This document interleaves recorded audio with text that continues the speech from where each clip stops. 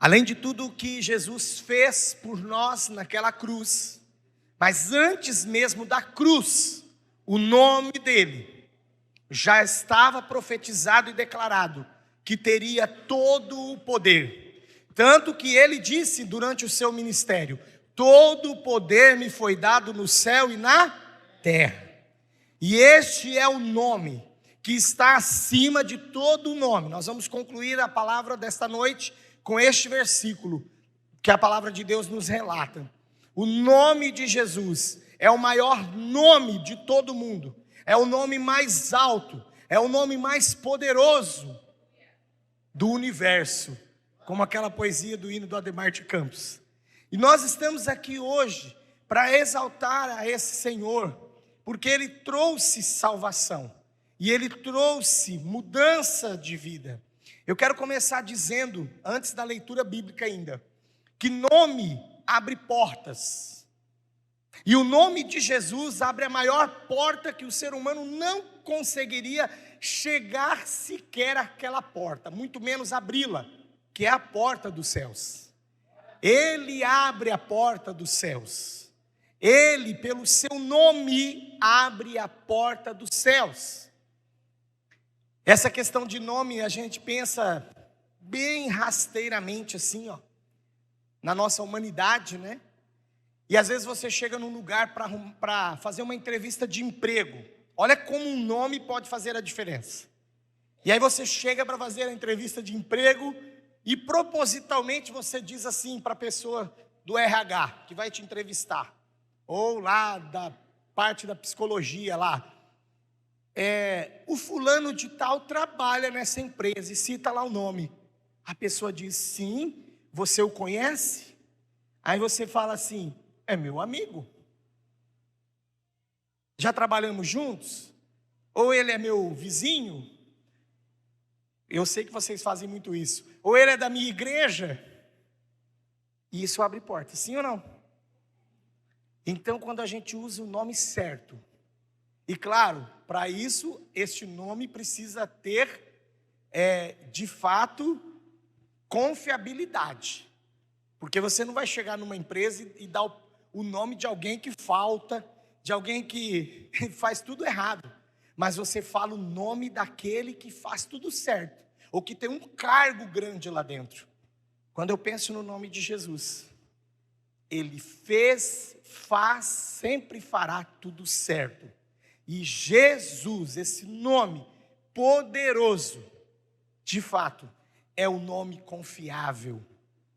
É um nome confiável. Nós precisamos confiar nele. É nesse sentido que o nome de Jesus precisa ter valor em nossas vidas. Então vamos lá para Isaías capítulo 9, versículos 6 e 7, para nessa noite meditarmos sobre o nome dos nomes. Diz assim a palavra: porque um menino nos nasceu, um filho se nos deu, o governo está sobre os seus ombros, e o seu nome será Maravilhoso Conselheiro, Deus Forte, Pai da Eternidade, Príncipe da Paz, para que se aumente o seu governo e venha a paz sem fim sobre o trono de Davi e sobre o seu reino, para o estabelecer e o firmar mediante o juízo e a justiça desde agora para sempre.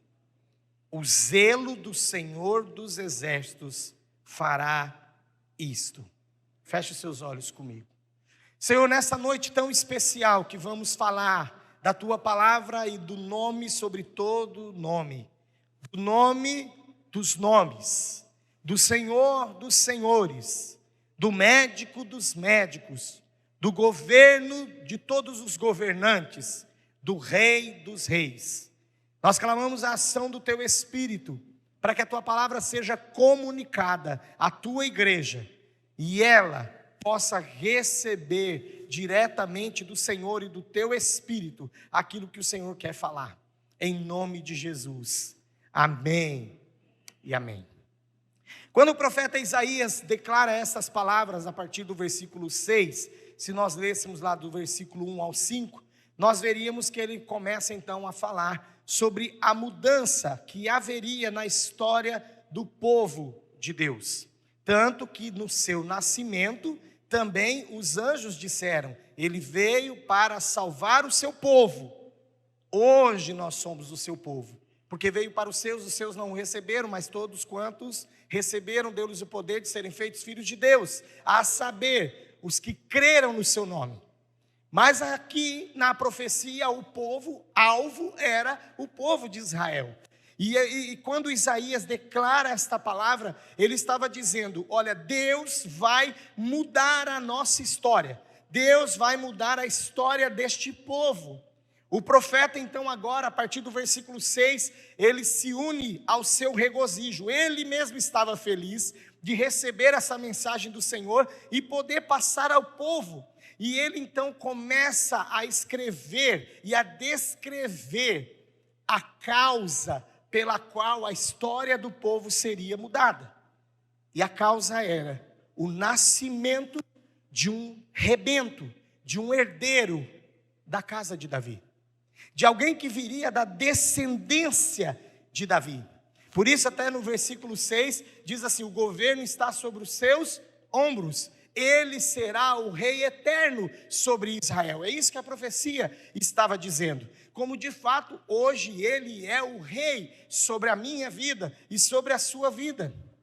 O que é falado a respeito dele aqui nesse versículo 6 ultrapassa todos os limites humanos comuns. Isaías de fato não estava falando de maneira nenhuma, ou tinha em mente um príncipe, um rei terreno, como Ezequias, por exemplo, que era do seu tempo, mas ele estava referindo-se diretamente ao grande rei do futuro, que seria chamado em sentido especial de Messias ou ungido. E ele então transporta-se inteiramente para esse futuro, porque ele diz assim: porque um menino nos nasceu, mas não tinha nascido ainda, um filho se nos deu, mas não tinha sido dado ainda. Então ele transporta-se inteiramente para o futuro. E Isaías então fala dessa maneira, como se já estivesse nascido, como se ele já via esse menino, e este filho vestido de poder para governar, simbolizava as vestes reais que cobrem os seus ombros. Ele teve, basicamente, a visão de como Jesus seria.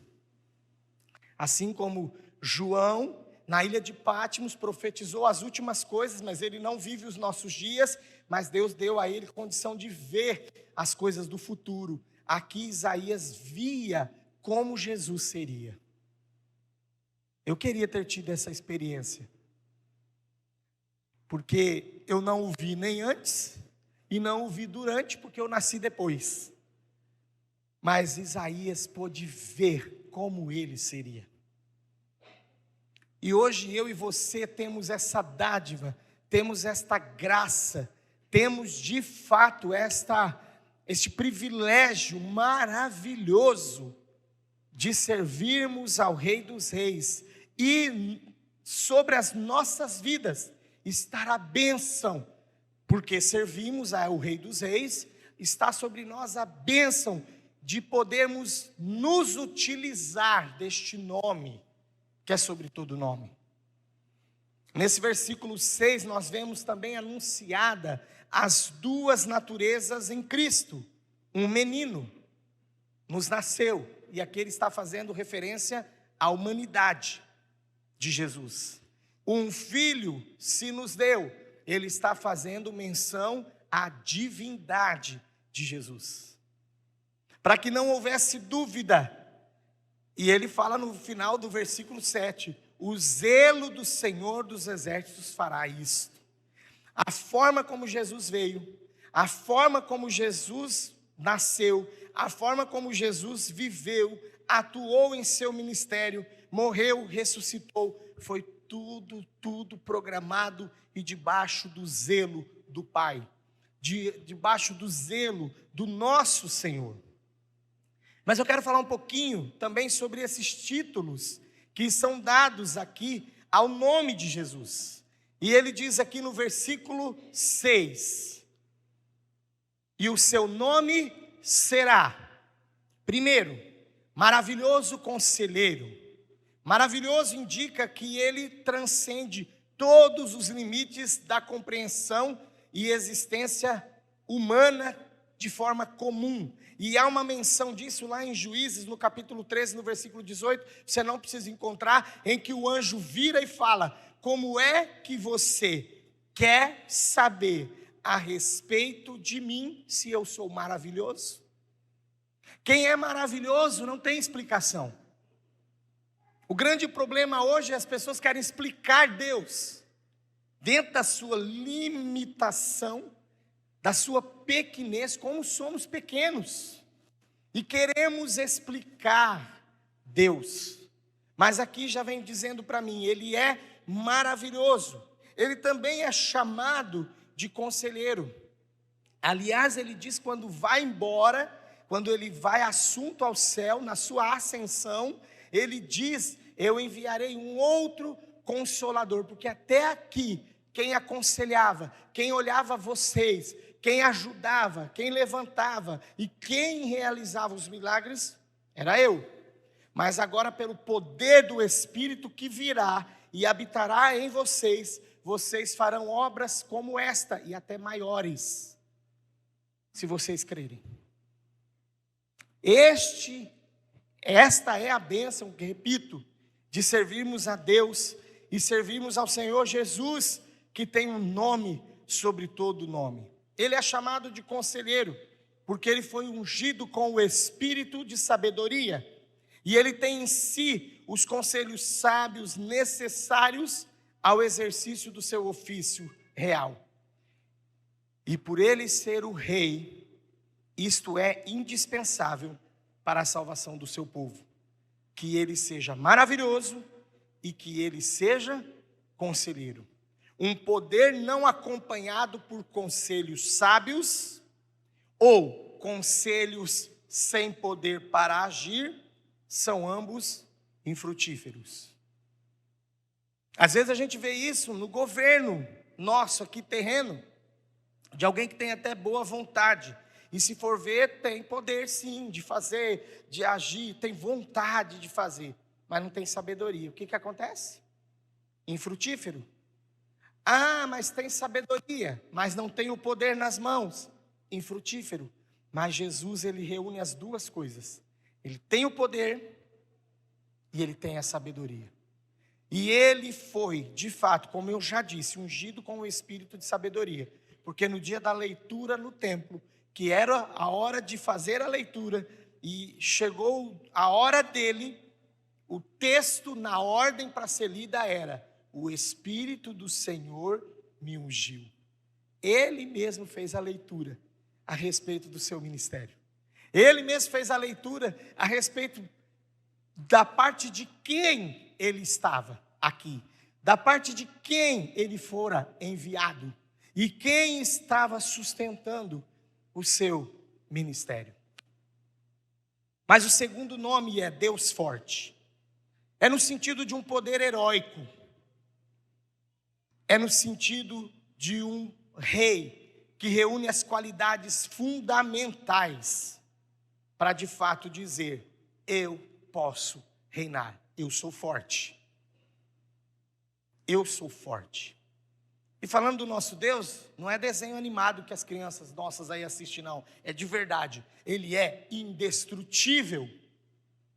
Eu sou do tempo que assistia o Super-Homem, né? Eu assisti o 1, o 2, o 3. Aí o cara morreu, depois começou a vir os outros lá. E eu lembro daquele cara tão forte, né, gente? Indestrutível, né? Com uma observação: ele não podia olhar para a criptonita. Jesus não há nada que ele não possa fazer. Ele é o Todo-Poderoso e ele é o Deus forte. Ele é o Pai da eternidade, ele é eterno em si próprio, em seu próprio ser, e ele ainda pode dar vida eterna ao seu povo, aos que o servem. E esta atribuição sobre ser o Pai da eternidade também tem o sentido de que Ele cuidará como um pai, muito bem, daqueles que vivem com Ele, daqueles que andam com Ele, daqueles que o têm como Senhor da sua vida. Mas agora, ainda falando de Israel, o profeta aqui, mas também serve para mim e para você, porque nós precisamos de paz. Ele termina o versículo 6 dizendo sobre o seu nome, Príncipe da Paz. Não é que nós teremos ausências de lutas, não é que nós viveremos o tempo todo sem problemas, mas teremos êxito sobre elas, pelo poder do Senhor, porque o nome dele é o nome dos nomes, porque o nome dele está acima de todas as coisas, e pelo poder do Senhor, ele nos fará triunfar, amém? E vamos lá para João capítulo 14, eu quero que você leia comigo, João capítulo 14, versículo 27.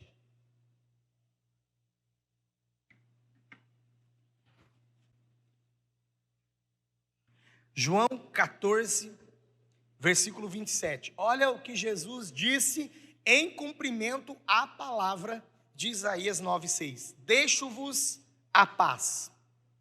A minha paz vos dou. Não vou lá dou como a dá o mundo, porque é passageira a paz do mundo. Não se turbe o vosso coração, nem se atemorize. Aqui nesse final, não se turbe o vosso coração, nem se atemorize, é porque aparecerão situações para nos tentar fazer temer, fracassar, mudar até a direção, acovardar, deixar de ir adiante. Mas com Ele nas nossas vidas, o Príncipe da Paz, nós iremos muito além, porque a nossa felicidade e toda a nossa vida tem duas bases importantes. Primeiramente, a salvação e as bênçãos do Senhor, porque o zelo do Senhor fará isso, porque o zelo do Senhor está sobre a minha vida e sobre a sua vida. O versículo 7, em correspondência ao seu nome e a estas declarações de que Ele é maravilhoso, conselheiro, Deus forte, Pai da eternidade, Príncipe da paz, apresenta-se então o seu governo. E diz assim o versículo 7, para que se aumente o seu governo e venha a paz sem fim. Em concordância ainda com João 14, 27. A paz é sem fim para quem crê no Senhor. Mas eu estou doente, mas eu tenho paz porque Ele pode me curar. Mas eu estou passando uma dificuldade na minha casa, sei lá que âmbito que é, emocional, financeiro, ou eu estou passando algum outro tipo de problema, sentimental, harmonia na casa está abalada, mas eu tenho paz, porque o Senhor me garantiu isso. E aqui ele vai dizendo que sobre o trono de Davi, sobre o seu reino, para estabelecer e firmar, mediante o juízo e a justiça, desde agora e para sempre. Do aumento daquele governo não haverá fim, de forma que um dia Ele encherá toda a terra. E o Senhor tem feito isso. O seu governo está enchendo toda a terra. Nós ouvimos testemunhos maravilhosos em outubro, já contei alguns aqui, não vou repetir, de coordenadores que estão trabalhando no seu país, e muitos deles em países extremamente fechados, extremamente problemáticos com relação ao cristianismo, mas a igreja de Cristo está lá, e pelo fato de que a igreja se baseia no governo de Jesus, ele adentra aos corações, e as coisas começam a serem mudadas. E em muitos países como esse que eu disse que são tão problemáticos, a igreja tem avançado. E hoje a igreja brasileira, mas eu não quero jogar isso sobre a igreja brasileira. A igreja PIB Norte tem a responsabilidade de levar este nome a todas as nações. E aprove até a Deus que no ano que vem nós teremos a oportunidade, como igreja em parceria com a IC, levar este nome a Portugal. Ah, mas lá já ouvi falar que conhece Jesus. Tem muita gente sem Jesus. O Senhor quer que nós levemos a sua palavra a todas as nações. Mas eu quero falar mais sobre esse nome, porque é o nome dos nomes. Eu quero falar mais sobre esse nome e o seu poder. E você vai acompanhando comigo, conforme eu for dando o endereço aí dos textos bíblicos, que eu já estou também quase terminando, mas é de suma importância que a gente acompanhe. São poucos versículos, poucos textos, mas são importantes para que nós possamos entender o quanto esse nome tem poder. Primeiro, o nome de Jesus tem poder para salvar. Amém? 1 Coríntios capítulo 6, versículo 11, abra comigo, vamos fazer a leitura. 1 Coríntios capítulo 6, versículo 11. Quando eu fui me aprofundar, igreja, falar mais sobre o nome de Jesus, além de cada item que eu poderia citar aqui, ainda tinha referências bíblicas assim que dava linhas e linhas de referência bíblica. Como não é EBD, é uma pregação, é uma reflexão, eu disse, não, vou diminuir, mas quero levar algo que seja prático. E ao mesmo tempo quero que você saia daqui realmente louvando ao Senhor por esse nome. O nome de Jesus, ele salva, ele tem poder para salvar. 1 Coríntios capítulo 6, versículo 11 diz assim: tais fostes alguns de vós, mas vós vos lavastes, e fostes santificados, e fostes justificados, em o nome do Senhor Jesus Cristo, e no Espírito do nosso Deus. Olha o que está presente nesse texto. Nós fomos justificados no nome do Senhor Jesus Cristo, Deus Filho, e no Espírito. Está em letra maiúscula aí na tua Bíblia, sim ou não? Sim, é o Espírito, a terceira pessoa do nosso Deus, o Pai. Olha onde o nome de Jesus nos leva. Olha a harmonia das Escrituras em dizer a quem nós servimos. Olha a harmonia da Escritura para nos garantir: vocês são salvos, porque vocês foram selados. E isso não é algo pequeno, é algo de fato maravilhoso. Eu poderia falar muito mais a respeito disso, mas isso dá uma pregação para outro dia. O poder do nome que salva. Esse nome salva. Esse nome tem poder para salvar. Esse nome tem poder para curar. Seria um outro estudo.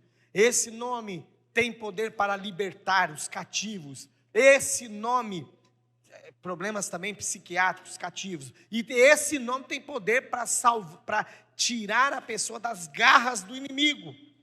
Mas eu preferi falar sobre a salvação e sobre a operação de milagres. E então eu quero dizer também, nessa noite, que o poder de Jesus opera milagres. Atos 16, 18.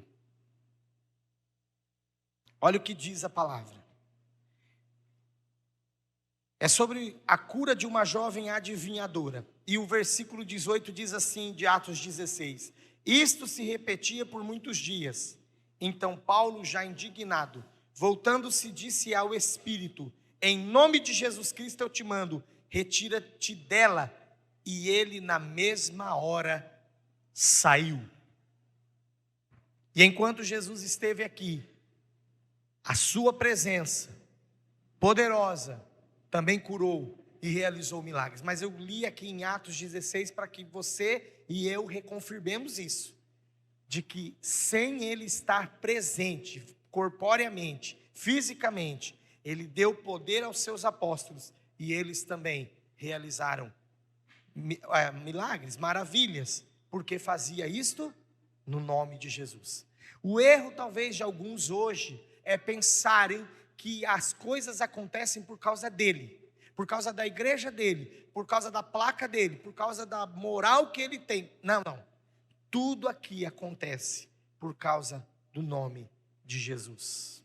E para isso, para que nós nos apropriemos de todas essas bênçãos que já foram citadas, nós devemos sempre orar em nome de Jesus. Isso é aula de classe de batismo, mas eu quero ler com você. João capítulo 14. João capítulo 14, versículos 13 e 14. Olha o que diz, é muito conhecido esse texto, muito conhecido esses versículos. E tudo quanto pedirdes em meu nome, isso farei, a fim de que o Pai seja glorificado no Filho.